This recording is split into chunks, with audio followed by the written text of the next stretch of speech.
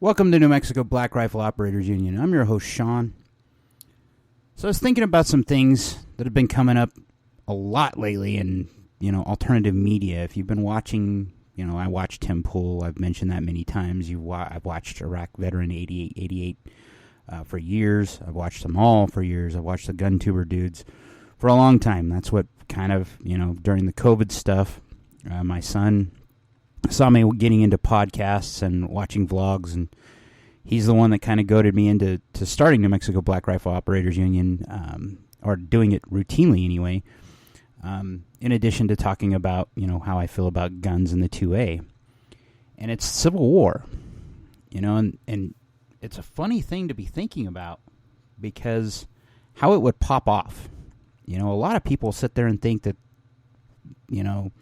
if you look at mainstream media, they think it's going to be the North versus South type of thing.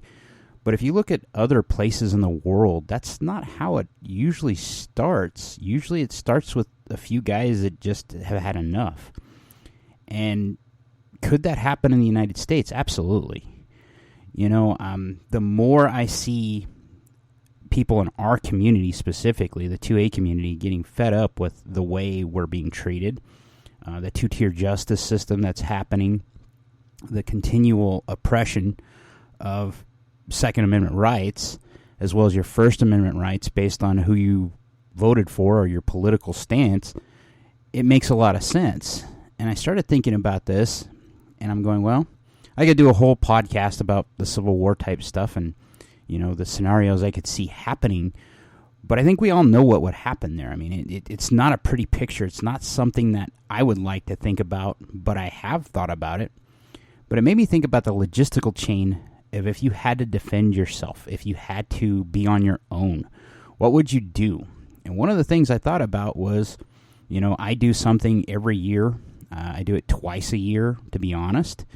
I actually do a white glove cleaning of my service rifles and my pistols. So what I mean by service rifles, my rifles that I use that I would, if the ball dropped tomorrow and I grabbed one of these, this is the type of rifle I'm talking about. And there's 3 of them that I have. One of them is, one of a DMR type weapon.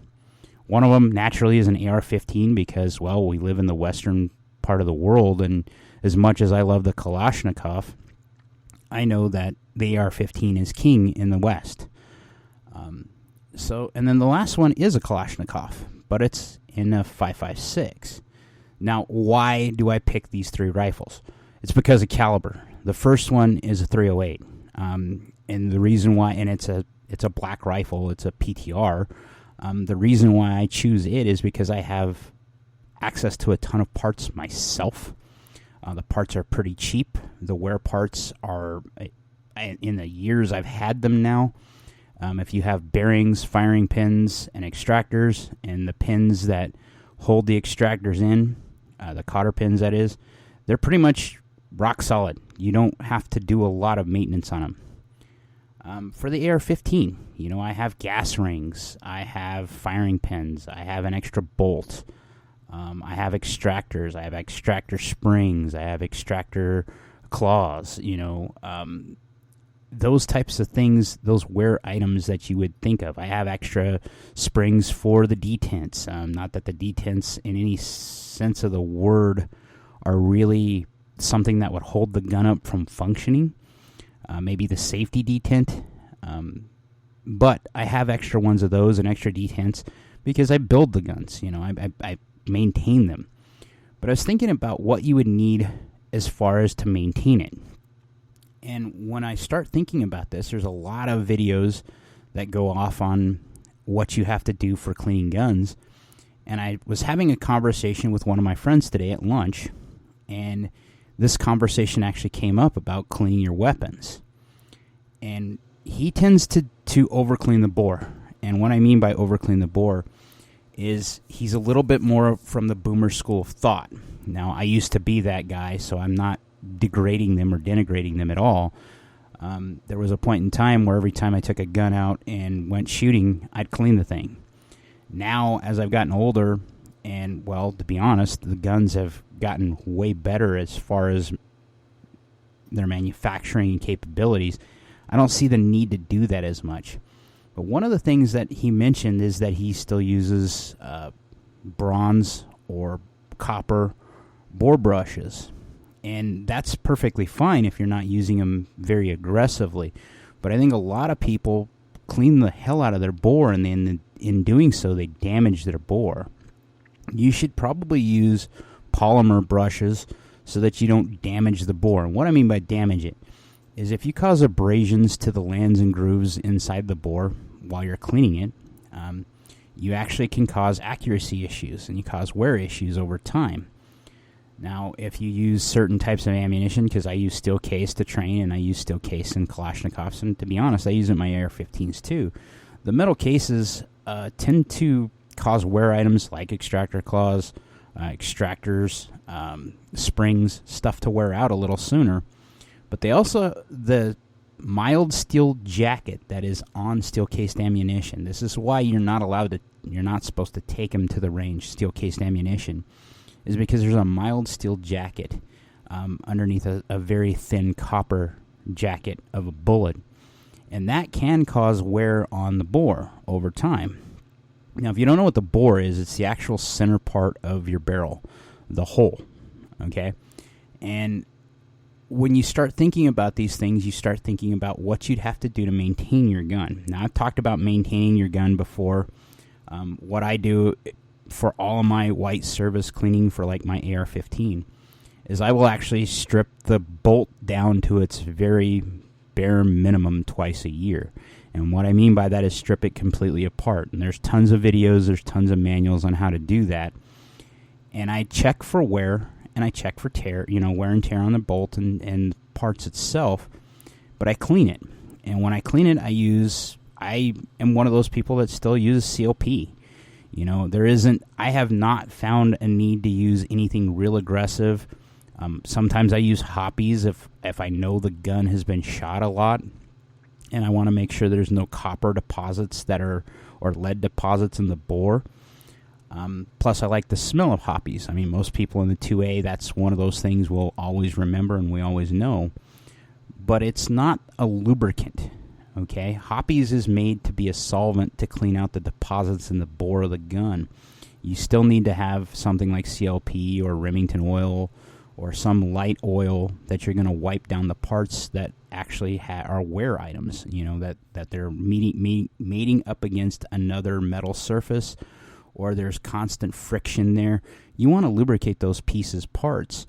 On the AR-15, I actually use lithium grease, a very light amount of lithium grease on the top rails of the bolt carrier and the bottom of the bolt carrier. If you look at the bolt carrier on an AR-15, there are rails on it. And I lubricate those very lightly because anytime you add a lubricant to something, it attracts dirt. And that's the worst thing you can do in something like the AR-15. You want to keep dirt and debris out of the action, so you don't want to over-lubricate them. Now, the AR-15 is one of those rifles that I know that you have to lubricate fairly well for it to work and function all the time. I mean, most of the times I've trained with an AR-15 in carbine classes, I've noticed that if a gun goes down, it's because it's dry, and they just haven't, the person just doesn't have that bit of knowledge. And there's nothing, doesn't take me too long to impart that knowledge. And that I do that willingly and freely because I see myself as a 2A mentor. Now, when you start looking at the Kalashnikov, now why do I choose the Kalashnikov as a third option? Well, number one, it's in a .556 caliber, so it has the ammunition compatibility that most rifles in the United States have. But number two, I know that platform inside and out. Okay. And I also know that it can go 100,000 rounds before it needs any really major rebuild or reservicing of the gun. And in a ball drop scenario like a Civil War, where you're not sure of your logistical chain, meaning the support behind your gun, that is something I've taken into consideration. I can do a lot with a Kalashnikov as far as servicing it by having a firing pin, an extractor, and a set of springs. That's pretty much all you'll ever need for the Kalashnikov. short of shooting the bore out, and at that point you're going to need a press, and you're going to have to press the pins out for the barrel itself, press the barrel out, and depopulate it from the gas block and front sight block before you can do anything else with the gun. But the fact that it will go 100,000 rounds, and you see we're still fighting Kalashnikovs around the world that have been in service since the 60s and beyond, with hundreds of thousands of rounds in them, and they may not be the most accurate, but they're still capable of defense. It made me think about what you'd have to do, what kind of parts you need. So in the AR-15 world, I've already spoke about that, and I've also spoken about it in the Kalashnikov world. But what you do to clean your guns. Do you do that stuff once a year? On my Glock pistols, because my Glock pistols are my service pistols, my concealed carry, what I use for 99% of the time I'm going to use a pistol. That, and I have a Ruger LCP Max, and it goes through the same process where I field strip the gun down, and I strip it down to its bolts once or twice a year. Even for my handguns, I take the pins out, pull the pieces apart, clean the insides and outs, make sure that there are no dust debris, no dust bunnies, no lint pieces from concealed carry, from whatever. And I just make sure that the gun is serviceable for what I need it for. If it ever comes to that point where I need to depend on a gun, I don't want it to fail because of cleaning. I've met some people that are so afraid of cleaning their guns that they actually will not clean or they will not carry a gun unless it's dirty, because they're afraid that when they clean it, they may have messed it up. This is where I would actually encourage you to take the time and get a mentor that can actually walk you through this stuff. There's nothing wrong with taking apart a gun and making sure you know what its ins and outs are, because it just makes you a better shooter. It makes you better 2A advocate in general. And it also gives you a piece of knowledge so that you can impart to someone else, but for yourself and for your family. It's doing this type of thing that has made me into the quasi-expert that I am. It's years of taking apart rifles, cleaning them, adding parts, making them into the guns that I wanted, by changing the accessories that go on them, or actually building the gun from scratch, that I learned something from it. That there are people I have met that were terrified of taking apart a gun that they've had for years because it still works. And when you start doing that for them and you clean them, they're very appreciative. But it also shows the point that they needed that knowledge transfer. Because if we are getting into those trying times, and I still think we're a little ways off from that, I mean, it's possible. Anything's possible. I would say this is highly mathematically improbable in Western society. But you can only take so much. And I think the American people are getting to that point. Myself, I'm not anywhere close to that. I can say that I can see the political changes that are going on. I don't like them. I can see that there is a lot of strife in the world, the Western world, specifically in the United States. But I think that's all because of culture war bullcrap that we're actually winning. If you look at what's happening to movies in general, how they went woke, and now you're seeing these studios go broke. There is going to be a pendulum swing in 2024, 2025, where they start realizing catering to these these leftist weirdos is not financially viable. So they're going to start coming back to us. Something else I saw tonight, just in conversation and just doing what I normally do, was Colion Noir's new video. Check it out. He actually talks about how, and it's very short, he talks about how our perception based on what we see in the news is wrong. And I have to be the first to admit this. I would look around and think, given what I've seen in the news, given what I've seen, even on social media lately, that crime is up in the United States. And what you look at and you see the new crime statistics that are coming out, crime is going down. Now, why is that? if you look at gun ownership statistics, they've went up dramatically in the last 3 to 5 years. And he did the math, and it looks like the statistics are it's less than 1% that's actual gun violence. Now, there's still property crime, and we're still seeing all these stuff published, of this runaway crime spree where they're going in and flash mobbing to steal. That's still a problem. But the fact is that average people are getting murdered less because there's more of us that have taken my own advice where stay strapped or get clapped is actually a thing, and I thought about that a lot tonight after watching that video, and I've turned 3 or 4 people this last year, that were very anti-gun, pro-gun. There was one kid that was determined that he wasn't going to buy into the 2A, and now he's considering buying his first pistol because he's seen the writing on the wall and he's seen what's going on, and he's personally been threatened. And that is a sea change. There's a lot more people, I think, in this world that have come to that conclusion that we are our own first responders, and that while we may have low response times in some cities, in some rural places like Farmington, New Mexico, response times are anywhere from 5 to 15 minutes at the best. Now, a lot can happen in that time frame.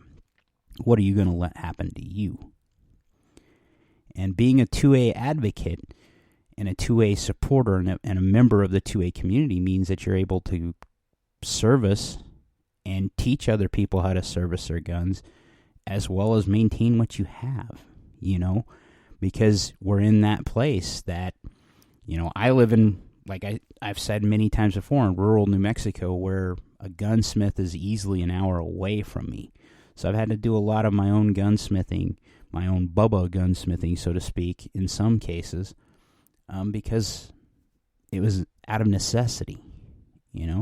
A lot of people do that, and a lot of people do it just because they want to learn, and I'm kind of both. So as you think about this new year and what you're doing, I would highly encourage you to take your service weapons, the guns you use the most, do a white glove cleaning. If you don't know how to do that, look online. Ping me. You can catch me at atin082@gmail.com. And I will gladly direct you to some videos if you tell me the make and model of the gun you're looking for, or if you're in rural New Mexico, Farmington, New Mexico, and you want to talk about it, let's go get a cup of coffee and let's actually talk about what you need to learn. And maybe I can help you out and point you in the right direction, or maybe we can make another arrangement to meet up and I can walk you through what to do. Because that's what the 2A community is about, is making sure that we all know what we need to know, and that we're safe, and that we get to be able to defend ourselves, and that we're advocates for what we love. Like, share, subscribe, and most importantly, be great.